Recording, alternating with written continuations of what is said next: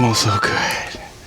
Oh, hey guys, Richard here from Assembled Style, and today we're checking out 2 pairs of shoes from Beckett Simonon. It's been a minute since I've talked about this brand, but we reconnected recently and they wanted me to, check out some of their new stuff. So of course I accepted, and here I am sharing it with you guys. Now let's first start with their Ericsson loafer. Just wow, the pebbled leather, absolutely stunning. You would think the horse bit is what brings attention to this loafer, but no, actually the detail of the leather shown in different angles of the light makes these loafers shine. Now I also want to note that now their leather, or at least this pair specifically, is being sourced through an Italian tannery now, which is nice, but the standard for Beckett Simonon has always been high for all their leather shoes. Now I do like how the horse bit is a bit toned down. It's kind of like a gunmetal.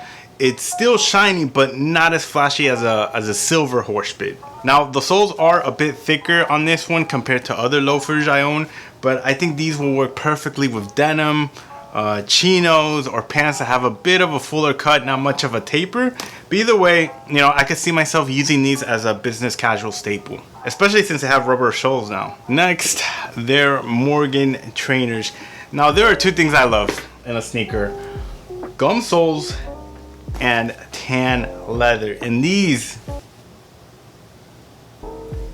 now I've done a review on their original Mornin trainers, and what excites me about these is now I have a full grain leather trainer that I can break in and personalize with a patina like I did with my Roy loafers. And let me see if I could find them for you guys. Hold on.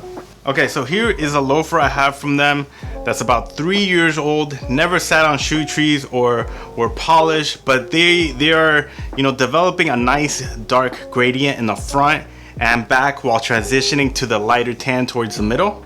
You guys can see. Now I plan to really put these to use to get a similar effect, but since I have a bit more flexibility with that rubber gum sole, they may turn out different. But I may make a video on how some shoes patina over time through use. But yeah guys, that is a wrap on this review. Tell me what you guys think, which is your favorite out of the 2. I am extremely grateful for Beckett sending these out to me. Thank you so much to the team if you're watching this, and I 100% stand by their quality to price ratio.